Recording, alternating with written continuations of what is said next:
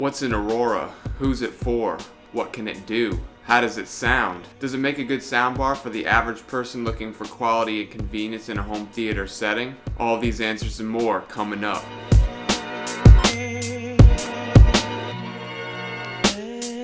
Greetings comrades, Stuart Childs here, HomeStudioBasics.com, helping you make sound decisions leading to a beautiful audio experience that will make you fall in love with music all over again. So, before we get started, all links to these products as well as any articles related will be down below in the description box. Check out my gear recommendations as well for most of my top picks all in one place. If you do purchase through one of my Drop or Amazon links, I will get a small kickback depending on where you live. Purchasing through my links is a great way to thank me for helping you make a sound decision. There are many other different ways that you can help support the blog and channel down below as well. Check out my recently updated portfolio website and store for some goodies. As always, your continued support means the world to me, so thank you. Now let's discuss the iFi Aurora and find out what it's all about. We'll start with build, which continues iFi's impeccable run of rock solid products. This mammoth Japanese architecture inspired all-in-one Bluetooth sound system outputs 320 milliwatts of power and comes in at a whopping 33 pounds.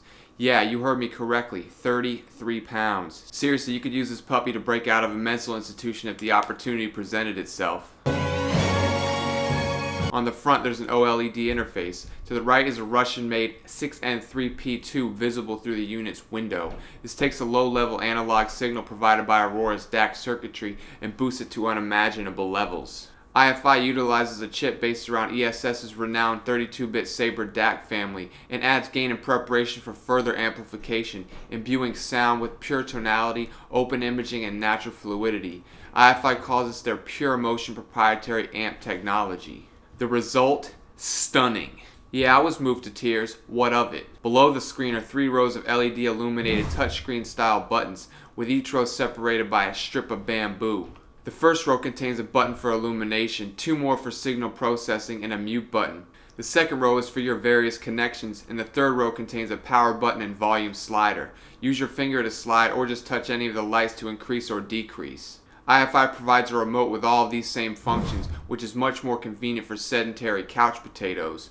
For me, all the buttons work, save for a couple. The volume plus and minus both work thankfully, but the play pause button and scroll buttons do not. I'm still having to select the track and play pause inside of my phone or PC. The window-style bamboo slats encasing the drivers wrap around the entirety of the unit, with a triangular aluminum frame elevating it off of whatever surface it happens to be on. If you're a conspiracy theorist, you'll probably love this thing, because triangles and shit. Its pyramid structure and clean lines are striking. You won't be able to ignore it, and I think that was the idea. That's the idea, Raz. That's the attitude. iFi provides rubber feet inside the package to keep it from scratching surfaces, and there are 4 main drivers, 2 on the front and 2 on the side, which are 4.5 inches each and made from a coated long fiber paper. There is also a pair of 1.1 inch silk dome tweeters on each of the front corners, covering frequencies from 8 kHz to 35 kHz. On the underside, you'll see a pair of 4.5 inch by 8 inch passive bass radiators, with diaphragms consisting of a carbon, iron, and ethylene vinyl acetate composite. This well-damped material basically ensures that the correct frequencies are obtained from the diaphragm, essentially resulting in an eargasm for you, the listener. The Aurora would likely make a great centerpiece in Patrick Bateman's living room, playing Huey Lewis in the news. You like Huey Lewis in the news? Let's have a gander into some of its features, shall we? This all-in-one Goliath can basically do anything. It even brewed me a cup of coffee this morning. Damn, Jimmy, this some serious gourmet shit. Aided by ART, or automatic room tailoring, the Aurora optimizes the sound based on the dimensions of your room. Yes, that's right, you heard me correctly. Whatever room you happen to be in, the Aurora tailors the sound to fit that specific space and dimensions. Pretty neat. There's also a sound space feature which we'll get to in a bit. On the back, there's a plethora of options at your disposal. We've got an optical input, a coaxial input, USB and Ethernet connections, as well as RCA inputs and a 3.5mm auxiliary input. There's even a slot for audio stored on your micro SDHC cards. I personally use the unit in 5 different ways. The first way is through a simple Bluetooth connection. It supports high-res Bluetooth audio via aptX, aptX HD, LDAC, HWA, and AAC for you Apple nerds. Just power the unit on and search for the device inside your phone's settings. it should show up as iFi high-res audio. One minor gripe I have is that all iFi devices show up as the same thing. I'm not sure if it's my phone, but I would encourage them to have all devices aptly named, as FiO does, to avoid confusion when there are many devices with the exact same name. This happens on my PC as well. Anyways, once it's paired, just play music from your favorite apps and shut up. I use both Tidal and Spotify. Keep in mind you cannot stream MQA over Bluetooth. The second way was a simple connection from my phone into the auxiliary port via 3.5mm interconnect. This is nice, but you won't be able to really change tracks without getting up unless your auxiliary cable is super long. The quality also isn't quite as good. The third way was a simple connection from my PS4's optical output into the input on the Aurora. This is also really easy and would make a great simple home theater setup. I watch movies through Netflix as well as game this way. The fourth way was somewhat imaginative. I put my laptop close by and used a 3.5mm interconnect to couple a Dragonfly Red with the Aurora using its line input. The fifth way was via wired connection from my router. That's right, you can hook this baby up and stream music from your laptop, which for all intents and purposes functions as a wireless unit. Just run your Ethernet cable from your router into the back of the Aurora where the Ethernet port is. I mostly use Spotify with this method. I'm not really sure if Tidal is compatible with this method, but I will keep you guys updated. With that, how does it sound? Which of these provides the best quality? Ways 4 and 5 definitely yielded the best sound and it wasn't even close. There's a crazy hum that this thing achieves when hooked up optimally. It must be heard to believe. Frankly, I'm shocked that a unit so small in stature can pump out so much power. No doubt this thing can party if called upon to do so. You load up, you party. Hey, bud, let's party. You can even go full wireless with your router, but that requires an app and I heard it was a headache, plus I'm too lazy to mess with it. With a wire from my router, I basically have a wireless connection already because I can sit on the couch and play music from my laptop. At night, I simply switch over to optical with my PS4 at the press of a button on the remote. This thing is incredible. I can't really max it out because I live in an apartment, but whoa Nelly, this bad boy will blow you away for sure. What we do is if we need that extra push over the cliff, you know what we do? Put it up to 11, exactly. Soundstage really opens up via the DF-Red and Ethernet connection method coupled with the Soundspace feature to the point where it sort of actually sounds like you're in a live setting. Sort of. Don't get too pumped up, friend. You're still sitting on the couch. Even so, you'll start to hear sounds in all directions, wondering if it's the music or something else. Even via Bluetooth, the soundstage is pretty incredible here. On Mulheron and Dijon's, these freaking artists, man.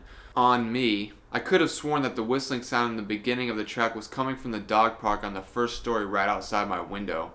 I live on the second floor. I rewound the track and sure enough, it came from the song. From iFi's website, and I quote, "Soundspace delivers a room-filling sound and gives music a sense of scale and space that you wouldn't expect from an all-in-one system." This is absolutely true. No hype, no BS. I really did hear the difference. It may not actually feel like you're in a live setting, but it's getting there. If you want to use the Art feature, just hold down the icon on your remote that looks like a cube. Art will appear in the upper left of the screen. If you want to use Soundspace, hold it again and switch to audiophile mode. Now press once more to enter Soundspace. S space will appear in the upper left corner of the screen. This process of tailoring the sound to your room involves ASP, or analog signal processing, and combined with their Art feature results in Soundspace, which adjusts the channel output at specific frequencies.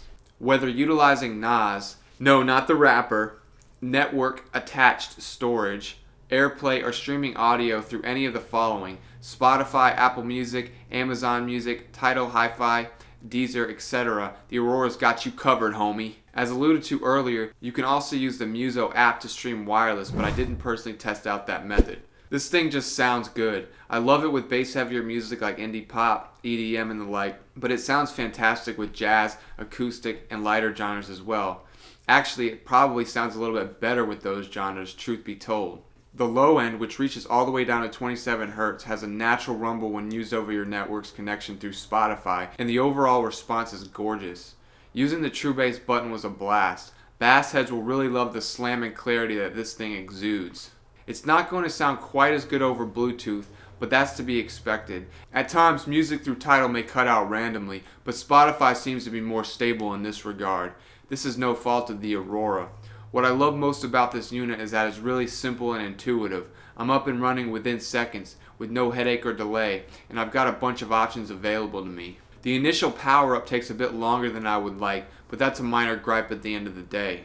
So, is purchasing an Aurora a sound decision? Well, my friend, that depends. If you're looking for an all-in-one solution for your home theater and are willing to invest in an amazing product, that's a resounding yes. If you're a geek like Brian, it will be a no. Yeah, I can answer that right now, sir. That'd be no for me, because... Sit down, Johnson. Thank you, sir. You can do basically anything with the Aurora given all of its connections. Whether you're using a console, smart TV, Blu-ray player, your phone, your PC, anything that has RCA or line outputs, the possibilities are endless really. The fact that I could use it with my Dragonfly Red was really cool and made a huge difference in sound versus that of Bluetooth. Well, that's about it for today, my friend. Leave me some love down in the comments. Don't forget to subscribe for more great content like this, and turn on bell notifications while you're at it. If you really like what I do here and you want to support the channel in a more personal way, hit that Patreon link down below and check out all the value I have to offer you. Last but not least, don't forget to ask me about my grandchildren. Don't feed the troll. And most importantly, don't ever give up. Yeah, check. Review brought to you by Stu. Here's the coda. I'm nasty on the mic, call me warm soda.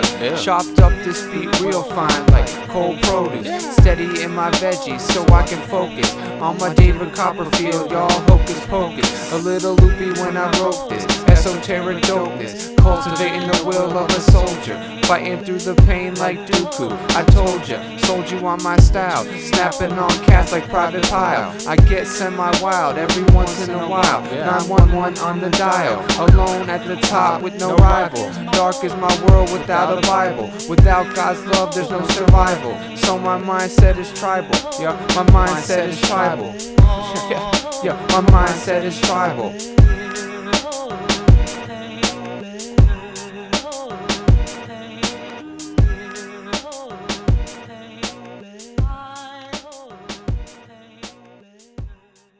What we do is if we need that extra push over the cliff, you know what we do? Put it up to 11. 11, exactly. One louder. Why don't you just make 10 louder and make 10 be the top number and make that a little louder? These go to 11.